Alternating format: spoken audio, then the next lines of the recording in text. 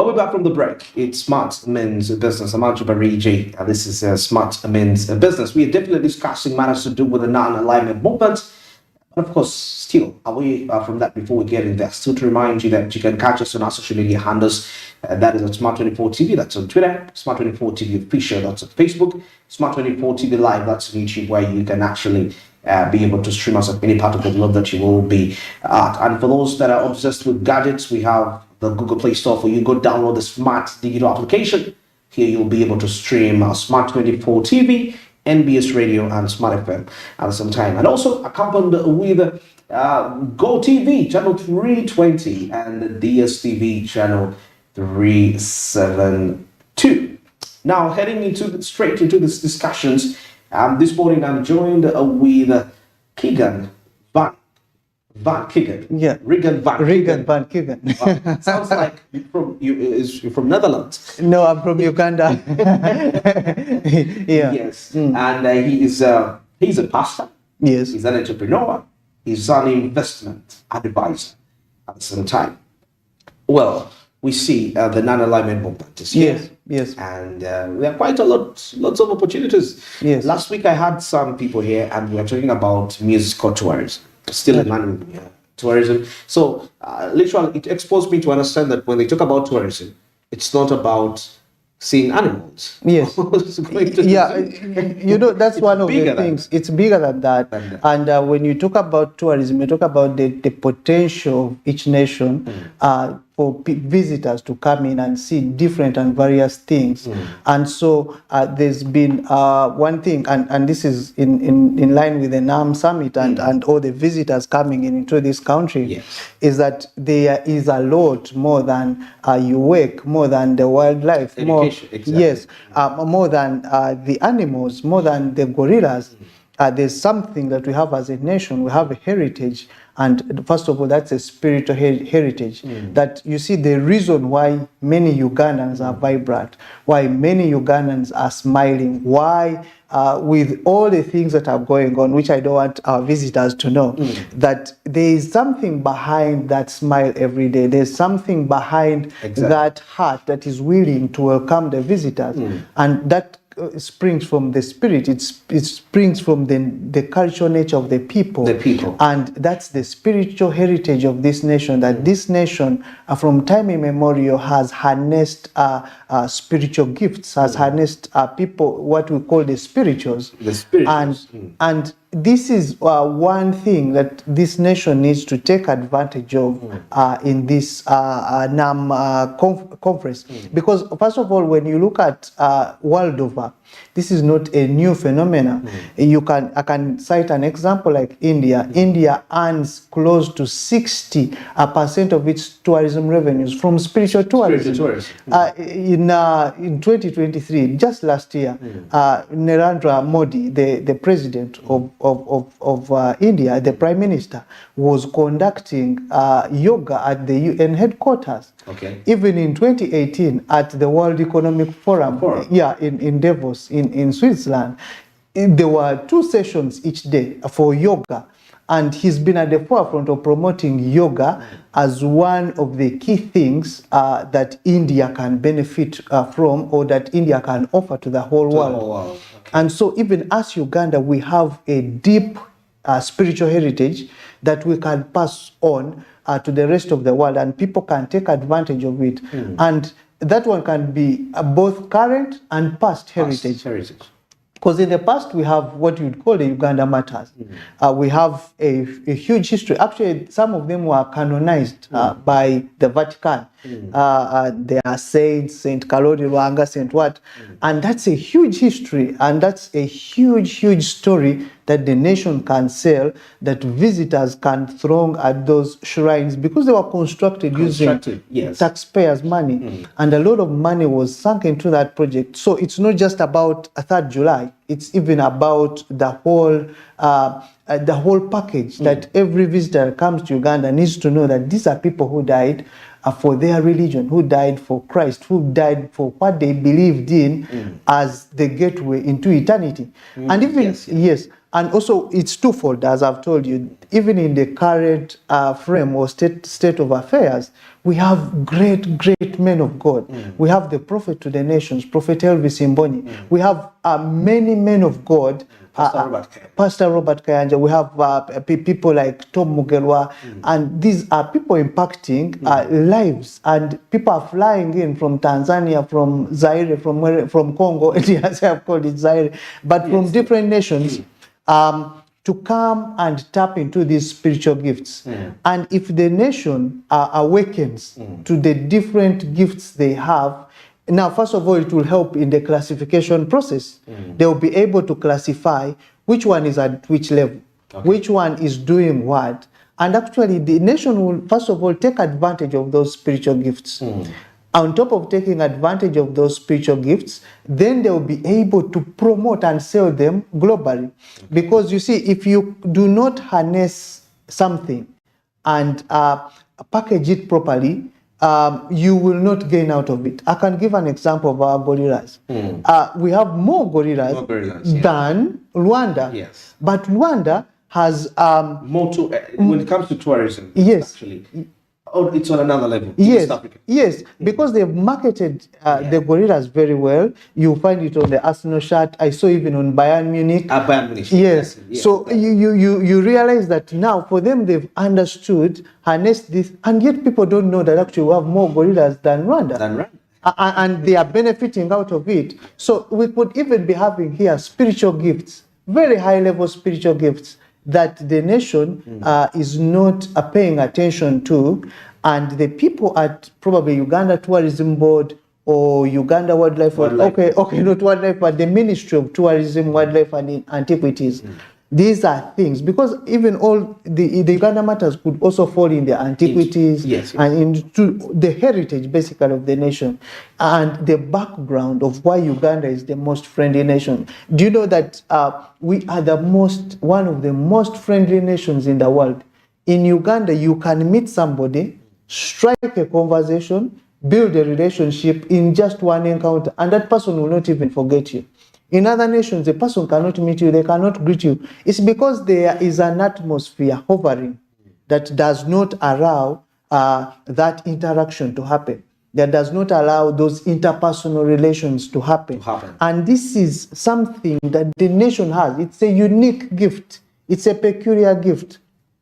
I've told the story of how Kabaka Mutesa I died. Apparently, Mutesa wanted to convert into Christianity, and he wanted to accept Jesus Christ as his Lord and Savior. But Mackay, who was the leader of the missionary group, told him that you have to denounce all the gods that were in Buganda, denounce all the cultural norms and all those things. And Mutesa couldn't, but Mutesa had a revelation of Jesus Christ. He said, man, how can this guy say I can't get born again, and yet I really love Jesus Christ? And you see, that those are very powerful stories that if they are sold out to the world will know why this nation is blessed, why we have such a climate, why we have such a level of openness, a level of friendship, and actually that will even attract investments. Absolutely. Yeah, because also investors want to come to a place where their investments are secure. But the security comes from the nature of the people. Because in Uganda, it will be so rare for a Ugandan to take something from a foreigner. It could happen to a native. But we have, even that's why people say, why do we treat foreigners very well? Why do we give them first priority? Incentives. Incentives and all the things. It's something spiritual that this nation is supposed to give something to the world, and the world is supposed to bring its money to this nation. And that's one of the key advantages that this NAM Summit is opening to Uganda and to the rest of the world, that we have something to offer, but the world also needs to come and invest into this nation, because when they do invest here, their businesses are bound to grow, they are bound to get much more, to tap into this thing, because what is spiritual cannot be physically discerned, cannot be quantified. But world over, if the World Economic Forum with Carl Schwab can say, no, let's have 2 hours of yoga, it means there's something in yoga that they are looking for that cannot be got in academics, cannot be got in the classrooms, cannot be got from the experts. And so we think this is one of the key products that Uganda should offer to the rest of the world that hasn't been well harnessed, that hasn't been well benchmarked. I saw in the last renewable energy conference that happened, the people in energy have tried to tap into the spiritual area. There was a segment for the spirituals, for men of God, for the religious circles. But it's still at a lower level when it's not classified, when people are not given rankings and all these things. So you may not know what you're selling. You may sell what do you call movable in English? You may you can sell something as second hand, and yet here you have a first hand good, and you all bundle them. So in the renewable energy conference, I saw at least there was an involvement of the spirituals, of people who are a bit spiritual, and I want to acknowledge and thank the leadership at the Ministry of Energy for recognizing that actually this is a key component in our society, because these are things our society cannot just leave hanging in the balance or hanging just there like that. These are things that have maintained this society, that have maintained this nation up to where it is, and it's high time that we tapped into them. And so this is one of the offerings that Uganda has for this NAM summit, in case there are some delegates listening to us or watching, that they need to tap into the area of spiritual tourism. Okay, now that's quite very interesting. Now you mentioned something about, this has been said over, many people say that we are welcoming. Yes. But do you know sometimes, taking a look at our economy, how it really stands, yes, and how we look at foreigners, yes, there could be high chances that actually we look at them at a smile with hope of them fulfilling our financial insecurities. Yes. Because I feel like if I smile to this Muzungu, we will probably escort them here. Yeah. I'm expecting $100 from them. Yes. But it's not a genuine perspective. Yes. So how do we bring that out? Because we look at these people like, hey, they have money. Yes. So we have to smile at them, definitely. Yes. Because interest rates here are high. You look at, even recently, when you saw what was out of the Auditor General's report, it shows you that we are entirely bleeding. And actually, some of the security forces were saying, when you see these delegates pass by, smile, not show them that things are high. Yes, of course, there's a smiling competition. Smiling competition that is happening. Because things are tight, education, financial services, people can access loans. Yes. Perspectives. Don't you think that because of the economic state of the country, it will create a wrong impression about the rest of the world that Ugandans are welcoming? Yeah. This whole thing goes back into harnessing what should be your comparative advantage. Yeah. What should be the thing that gives you the edge over the rest. And you see, today we see there's a shift, and there's an encouragement for renewables in the place of fossils. But when you look at all these nations, what brought them to the forefront, you will see that actually most of the nations that have developed used what we call fossil energies. Fossil energy, absolutely. And on top of using fossil energies, they were other underhand methods. Like if you see most of the great cities, I don't want to say it here, but some aspects like money laundering and all those things that they allowed their capitals. Let me give an example of London.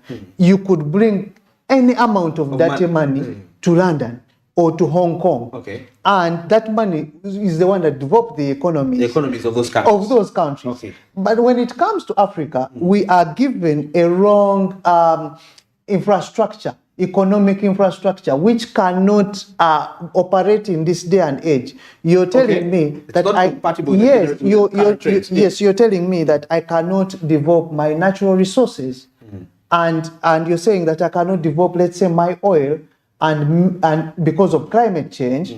And so how do you expect me to develop? So it's about the nation knowing those things that they have that can give. You see why India is at the forefront. Many people think it's because of technology and all these things, but also that spiritual revolution that is happening in India. Is, but you see, their president is a spiritualist, a top one. Okay. Yes. And that's why when you see the G20 summit, he was making moves that Africa should be put in the G20 and all those things. So when we come back here on our local landscape, we need to see the things that make us tick. Okay. And so first of all, we have agriculture. Everybody across the whole world wants food. And even we have organic food, very sweet food. When you look at our bananas, you can't compare them with the bananas from Europe or even from Peru or from South America.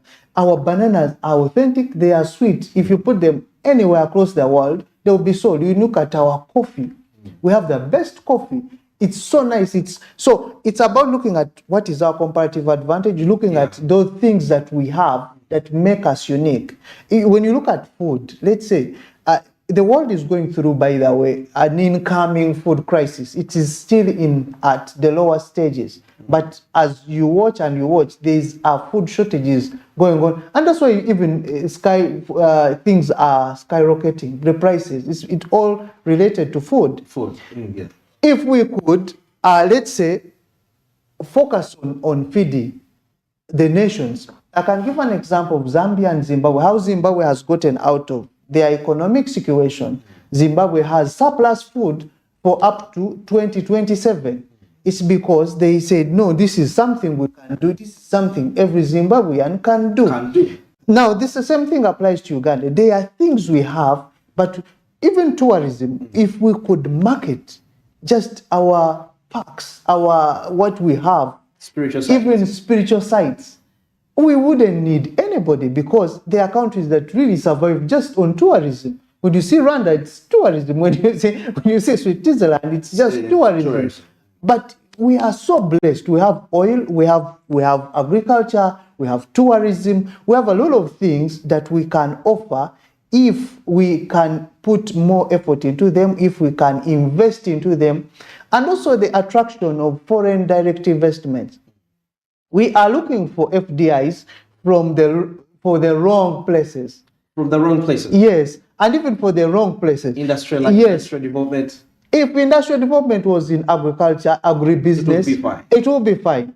Technology, because if you're bringing in investors to build resorts, let's say on Kalangara Islands, and make them like Maldives, if you are bringing in investors to put in very nice resorts, and I'm happy for NAM that at least now we have 4,000 rooms to house all those delegates, and there's no shortage of rooms. But if also in the parks, are we putting in roads? Are we putting in the actual infrastructure to go to these national parks? And that's the main thing that can spur up our economy. So you look at those key things and key areas that money should go to, instead of I saw somebody who said our satellite has what? Has expired. It's somewhere. Somebody said, let me go and get my tea and popcorn. So that's the thing, that we need to look at those areas where we do really have an advantage. Where we can sustain. As a nation. And we can sustain, and we can do at a very low cost. Okay. And then we harness those areas and bring them to the forefront.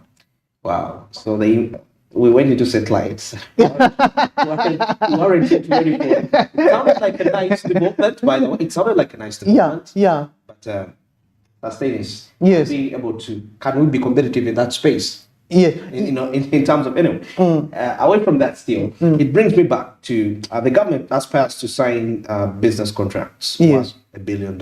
Yes. Because we have a forum that is running at Serena Hotel That's right, yeah. Alongside the NAM Summit. Yes. How do we see spiritual tourism being, getting a portion of this? We are working with people at the Uganda Tourism Board, with people at the Ministry of Wildlife, Tourism and Antiquities. And we are seeing a way of how we can benchmark this product. Okay. In the short term, we may not get a lot out of this NAM Summit, but for the exposure, for the desk that we've set up, for people to know that there are these sites in Uganda, you can come and visit. You can come and get. By the way, there's actual power in those things also. We should not. We should not. Yes. Financial prosperity. Financial prosperity. Because you see, the reason why Modi is selling yoga is not just a fitness program. He's selling it as a business tool, because the world has evolved.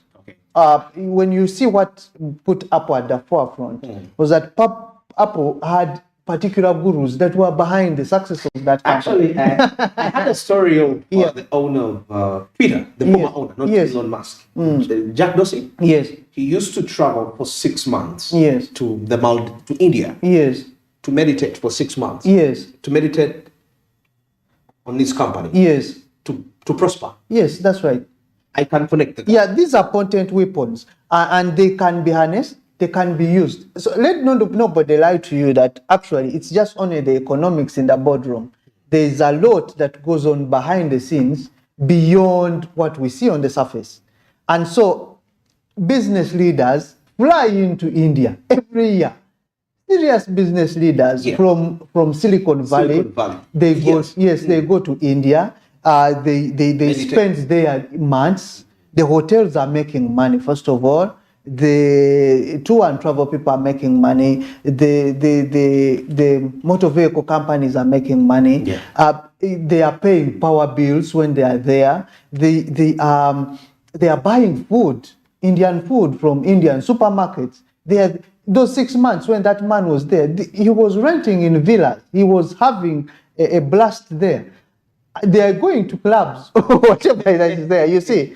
So if you market this, I would give an example of what happened in Loliondo in Tanzania. There was a top spiritualist that even people would come flying with jets, people would fly in with choppers, and that whole area, Loliondo, changed because people were coming. Apparently, had gotten a spiritual cure from a tree. A tree. And it would heal cancers, it would heal whatever diseases that people had. So he would be cooking there, and all you need is to bring a cup and you just take one sip. But the economy around that area, people started selling crafts, people started selling different artifacts, food made money. So it's about benchmarking these products very well, and these spiritual sites, and also being proud of that heritage, because also you cannot benefit from what you're not proud about. Yes. When you see the Rwandese, they are really proud about the gorillas, and they cherish them. They even name them. They have a birthday for them. They buy them cake and things like that. So when you're proud about something and happy about something, that something will bring money for you on the table. So it's also about us benchmarking in those areas and knowing that, okay, we have a category A prophet, we have a category C man of God, we have the matters, because you see also major one, yes, and things like that, so that people are able to know what they are coming for, and for exactly what, and it's the onus is upon the nation.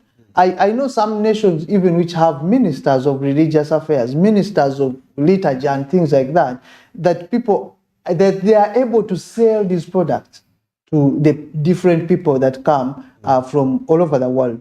And when people come and take advantage of that heritage, the nation prospers, the nation gains out of it.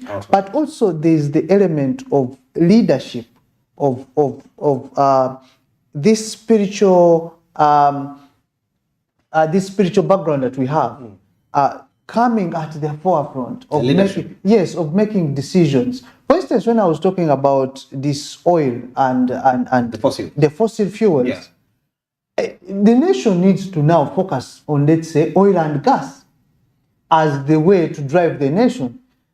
But if the spiritual leaders do not come out and tell the nation where it should go, now the nation will end up doing things that are out of line. Van Keegan, I want to ask you something. But I think when we come from the break, we're going to start from there. About the spiritual aspect here, where we see people coming for answers and they back financial prosperity. Yes. Of course, I know you definitely don't want to miss this out. Let's come back shortly after this break. I'm with Van Keegan. He's an investor, an investment advisor, and a pastor, and an entrepreneur at the same time. Amen.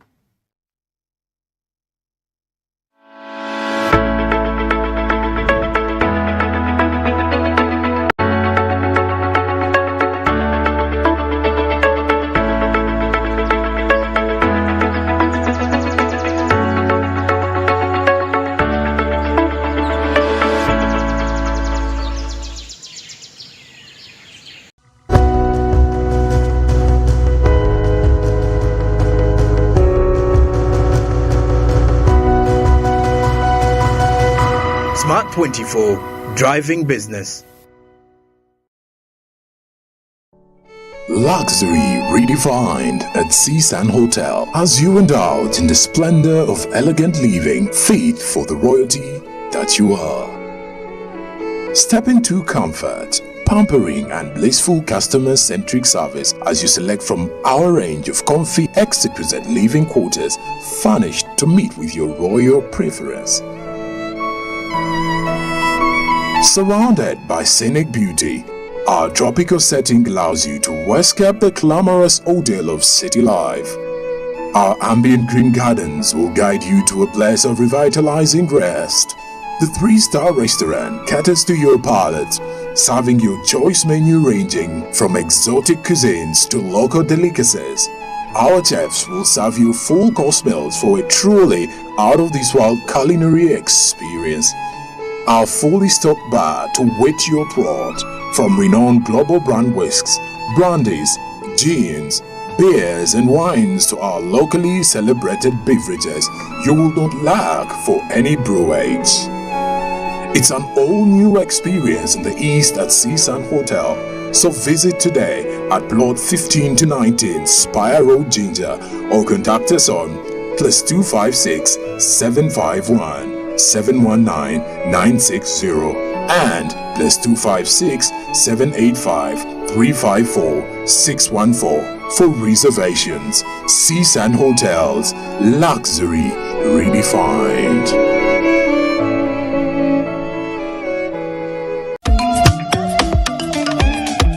Jovia. Ng'oyolekera ku lugendo luno olw'obulamu, nkuwa ekirabo eky'amaanyi agatazizibwa, amaanyi okulabibwa n'okuwulirwa mu mawanga ag'ewala ennyo, okutuuka buli wamu nga yadde togenzeeyo, ensi yonna ng'ekuli mu ngalo.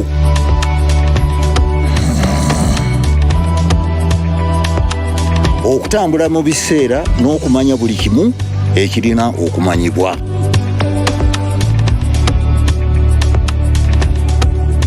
Jovia, kino kye kirabo kyange gy'oli. Tewali kumuko ki ky'osobola okukola ku mukutu nnandameggwa ogwa MTN.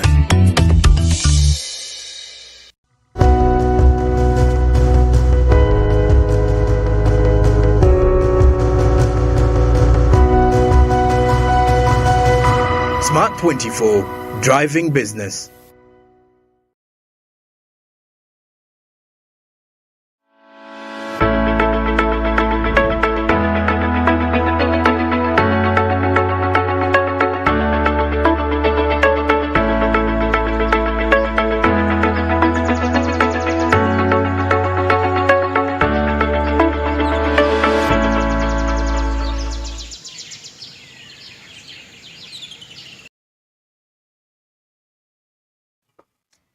Party minutes to the top of the hour. Definitely heading into the last discussions of the show in regards to NAM, the non-alignment movement in different aspects. Now, today we're discussing spiritual tourism as one of the ways that Uganda can actually enhance its competitive advantage over other countries. And Uganda has had quite a lot of spiritual events that have happened. Yep. Some are told in fairy tales. I don't know whether they actually really existed. We just grew up reading these books, but they are attractive in nature. Yeah. And by the way, talking about spiritual tourism, I witnessed this in terms of if you take a look at the movie industry, some of them have leveraged on spiritual events to make money. Yes. They make movies that produce money. That's right. The likes of the Greek Thors make quite huge lots of money. Yes. And in Africa, we don't seem to be embracing our spiritual identity. We are instead acting dramas based on their stories. But if we could have a root in spiritualism, we could make billions of money from those movies. Yeah. Now, heading to our point of discussion about people living the different countries and all that, because I feel most people would only, the reason why they would come to a country because there is an individual is because there are results. Yeah. People are broke. Yeah. People are desperate and they are looking for fixers. Yeah. does this thing really work in terms of testimonies? Yeah, of course. From different perspectives, we can talk of India. We can from the different religious sects. We may Yes, not, yes, yes. First of all, you should know that there are two systems that run the world. Yeah. And these systems are either meant to keep some people in slavery and bondage, Okay. and one system is meant to make people free and live in liberty and in wealth. So the framers of the American Constitution and the American capitalistic economy were originally spiritual people. They were people who were born again, but they wanted to embrace the whole fabric. So they decided to say, let's do a free economy. That's where capitalism comes from, a free economy. But a free economy cannot exist without a spiritual backing.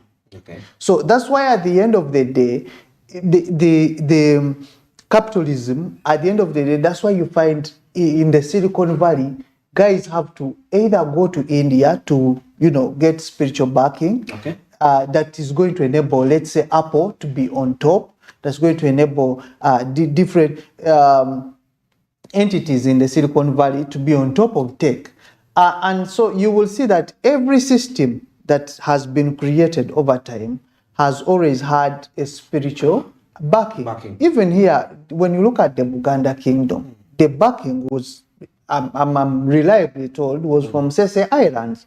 Yes, that there are spiritual entities there that are the ones responsible for what you call Namulondo, the current throne of Buganda, and the prosperity of that kingdom. Because by the time the British came here, they found Buganda was organized, it had a parliament, it had a real working organized system.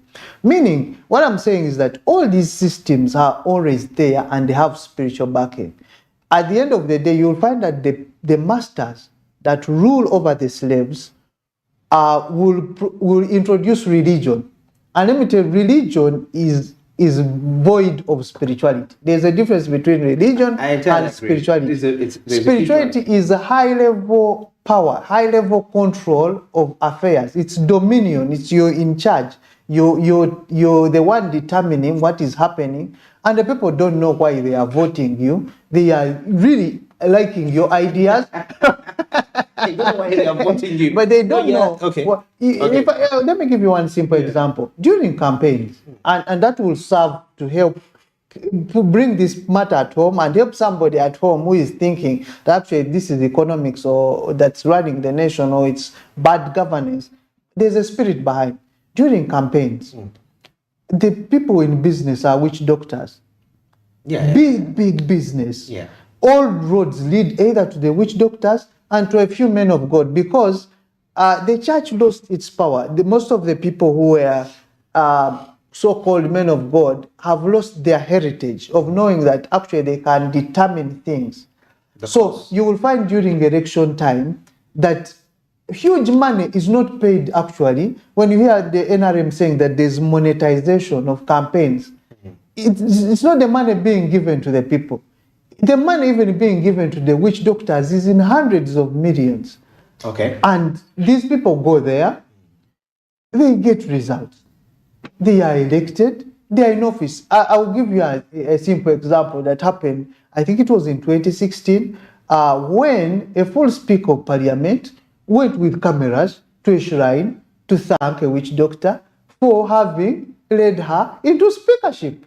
It was on national news. It was in business news. It was everywhere. It was everywhere. Absolutely. So that's what I'm telling you. That. So can we use such instances as a way to show the rest of the world that actually our spiritual aspects work to attract more billionaires to come and bring in for it? Yes, of course. You see, now we need also now to be able to create platforms that allow people to see which type are they connecting in, because also there are people who want the refined one, the one of church. They are the ones who want from men of God.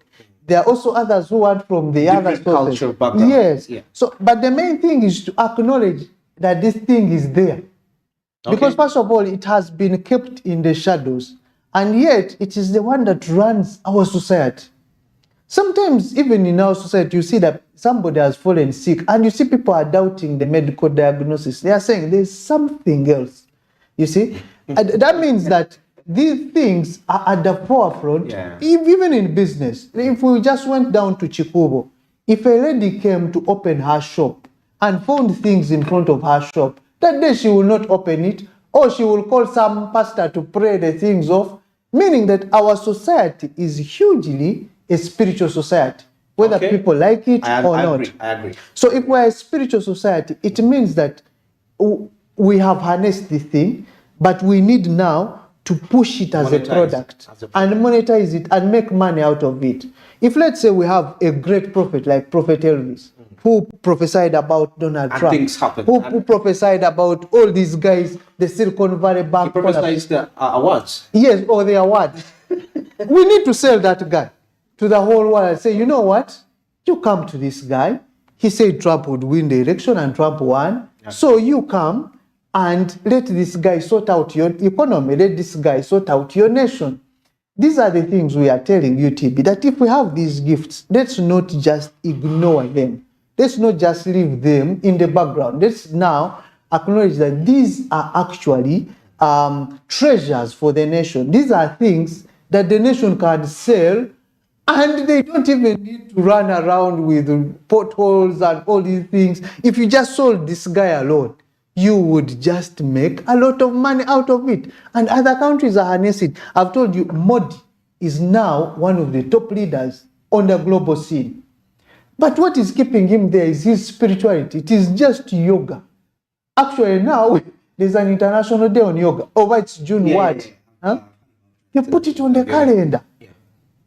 You will find kids here saying, let me go and do yoga, man. And they don't know the nonsense there. Okay, no, but they don't know what they are entering into. But now that brings me to this perspective of spiritual tourism. Just a little on that. Because if we are selling this as a product, that means we need to have one mind, talking about the Christians and other cultures, institutions.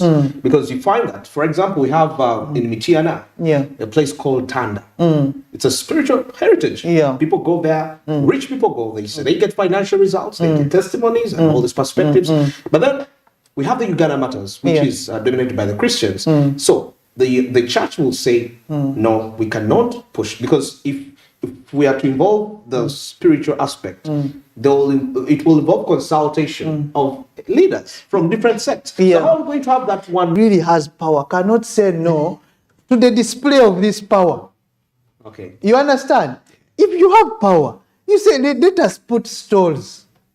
Let's say like how we have NAM.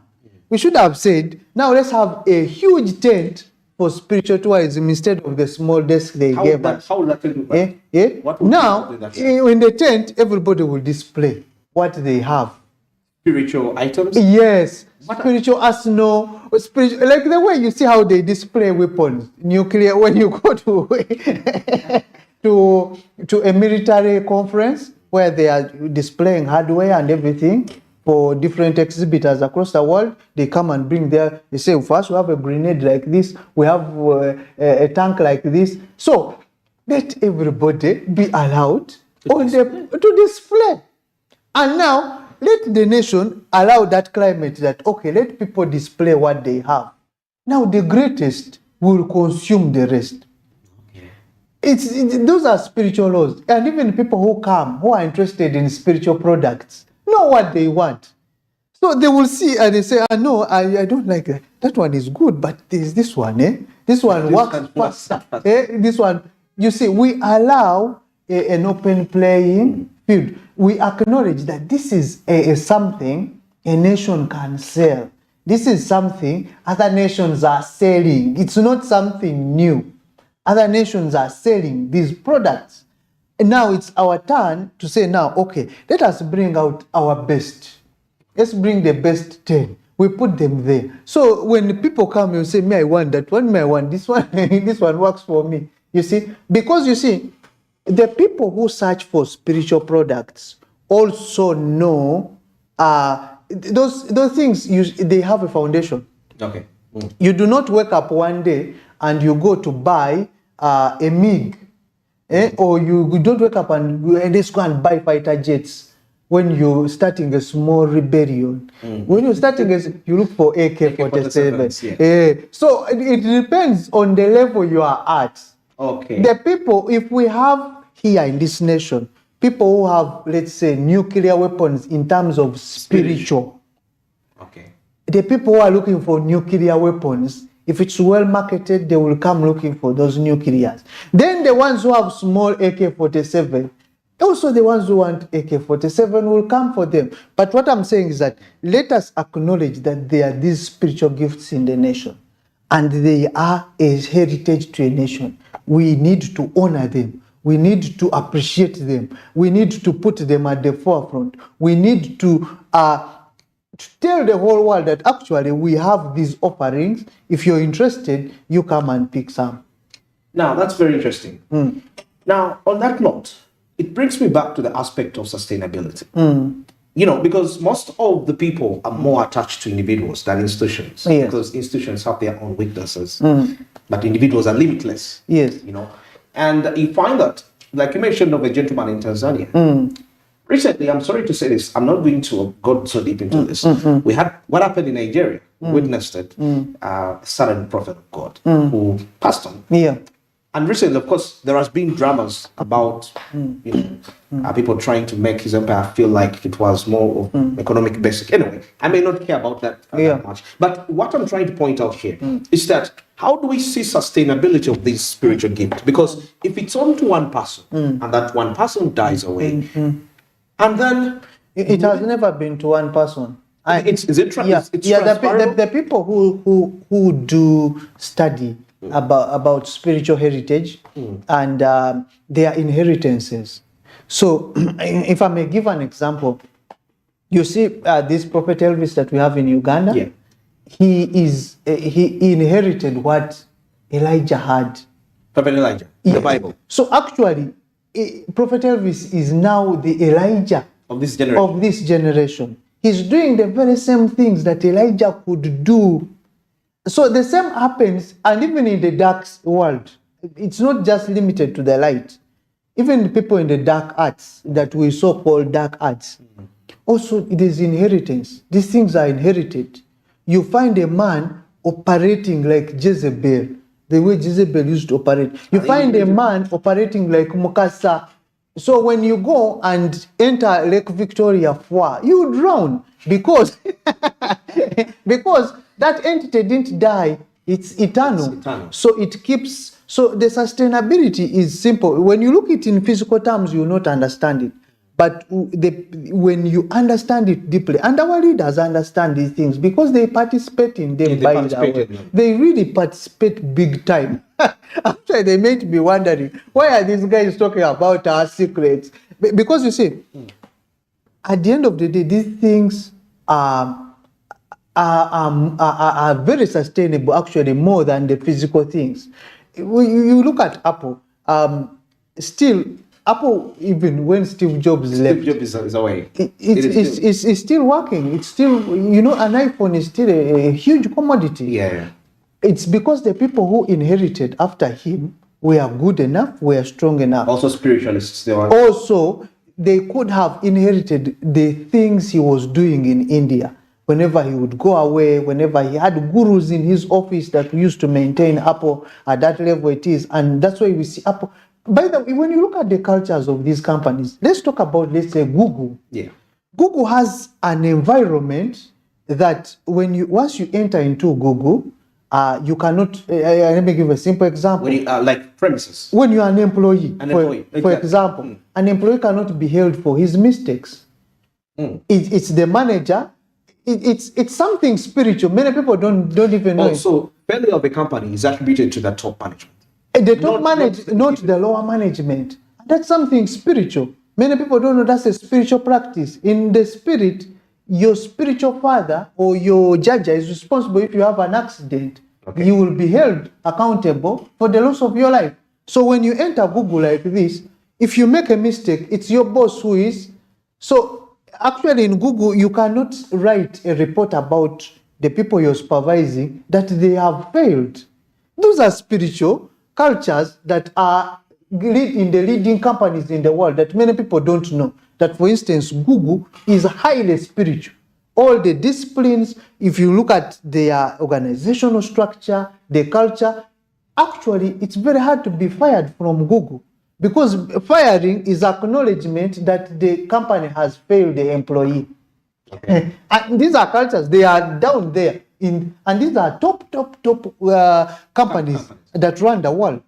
So if that's the culture at Google, and it's a highly spiritual culture, it means that these things are sustainable. If a company like Apple can adopt spirituality, if Google can adopt spirituality, so why shouldn't us in Uganda start looking at those angles, especially if we have spiritual gifts in our midst? So these are things that are there now for the taking. Research has it that India has more billionaires than any country in the world. Yes. Could that be the secret? That could be one of the secrets, because India is highly spiritual.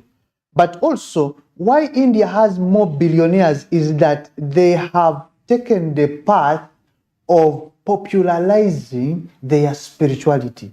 You know, in spirituality, there's something they call evangelism. The territories you evangelize to are the territories that you take over. Okay. You cannot take over a territory that you have not introduced your gods to. Or your spirituality too. So there is no way Uganda is going to be a dominant force in Africa without spiritualizing. That's why you see even our army is regarded one of the best. It's because our army has been in Central African Republic, it has been in Somalia, it has been in the DRC, it has been in Rwanda, it has been in Mozambique, it has been in different parts of Africa. And that is more like we have evangelized our army bit. So the same applies to the spirituals. The more you evangelize, the more the nation. I can give an example of, let's say, Zimbabwe. Zimbabwe is highly, it has been sustained. I know Makandiwa. Makandiwa, you look at Hubert Angel. Yeah, the way. And these are business people. Yes, and the way Zimbabwe cherishes all these men of God are actually ambassadors of the nation, like real former ambassadors. They are diplomats. They have red passports, you see. The nation of Zimbabwe has recognized that this is something. It's a product. It's a product. So they send out these guys. They are free to pass at the airport with anything they are carrying, whether they are Bibles or guns.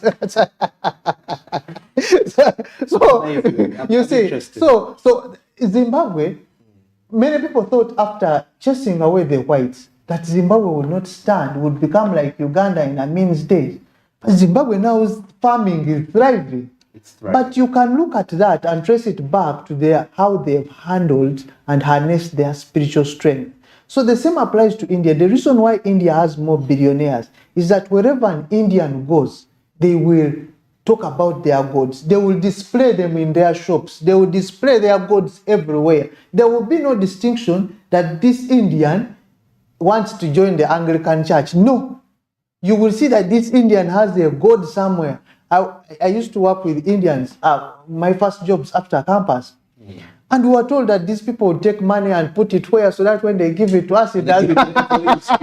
It stays there. But you see, there was something spiritual they were doing us every day. I used to work for 6 days a week from 8 to 5.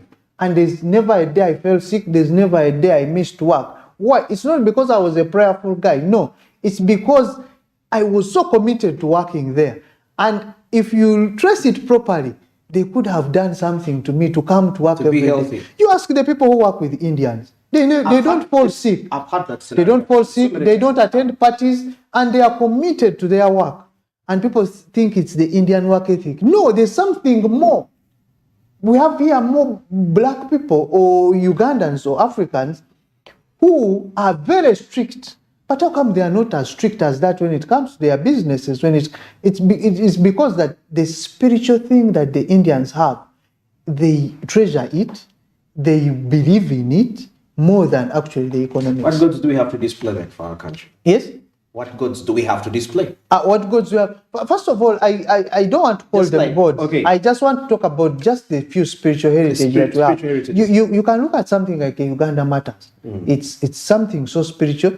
And by the way, many people associate Ugandan Matters with Catholicism and Anglicanism. It's not. It's far from the truth. By the way, those gentlemen really Didn't belong to any of They didn't belong in all that thing. It's just that these were the ruling parties at the moment, so each one of them shared. You take 20, I take 20. But actually, these guys were spiritualists. They were deep. They were seeing the throne of God. They were seeing crazy Visions, things, revelations. and things like that. So that's one of the spiritual heritages of this nation, that we have matters where people can die for their religion, and that thing is the fabric in Ugandans. And it fetches a lot. There are of many Ugandans who are willing to die for God, who are willing to do anything but for God. That's why you see the murder rates in this nation are not that high compared to all the other nations. It's because people cherish life. They cherish the institution of life, but it's all spiritual. Now here, when you talk about, you ask me one example, I can give you Prophet Elvis. Off head. Now, if somebody told you about the Tanda issue, because it attracts people. Yes. People come from different places. They pay in money to see the miracles that come along with it. Yes. Let me tell you, me, as long as it's spirituality, I have no problem with it. Because I know one thing about the spirit, and people have chased the spirit realm, know it. Even in business, in academia, in politics, they know that a point comes as you chase the spirituals that you will chase the higher spirit. The higher spirit. The higher spirit. So if I am stationed at a higher spirit, the guy of Tanda, we shall move. When it comes, we shall all become MPs. Okay. Then we shall go and stand for speaker. Then the one with the higher spiritual authority will take the speakership. When it's in business, we shall go and all start businesses. Let's say printing companies. Both companies will thrive because they are all spirit. But when it comes to who wins the biggest contract, let's say if we're in the oil sector, when it comes on who wins the ECOP contract, we shall see who will. We shall see who wins ECOP.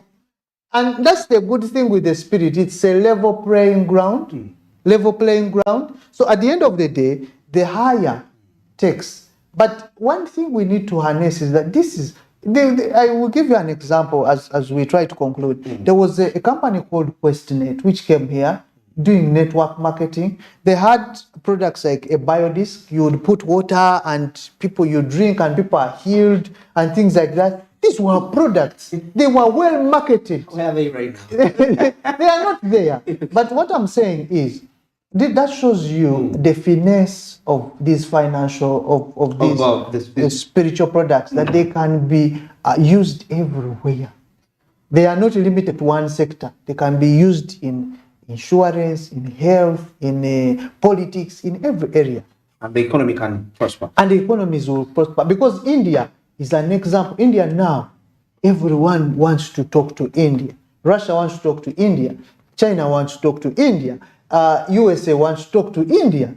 It's because India has harnessed 60% of their tourism money comes from spiritual tourism. Spiritual tourism. 68% actually. 68%. That's a huge. Accompanied with China at 23. China is on 23, but some figures say 27. 27. But you see, if tourism, spiritual tourism, takes that chunk of money, brings in that chunk of money. 23% is a big percentage. It's a big percentage. It's a big percentage. Yeah. For India, 68%. 68%. It's a lot of money. It's in billions and billions of dollars just for spiritual tourism. How much can we make here, Uganda as a country, from that aspect? And yet we have a lot of spiritual. And yet we have a lot of spirituals and heritage and lots of things that are happening. All right. Thanks for being part of the show. My guest this morning has been Van Keegan. As a pastor, he's an entrepreneur, investment advisor, and he's a father too. Yes. All right. Be productive for the day. I'll see you tomorrow. Happy Sunday. Thank you.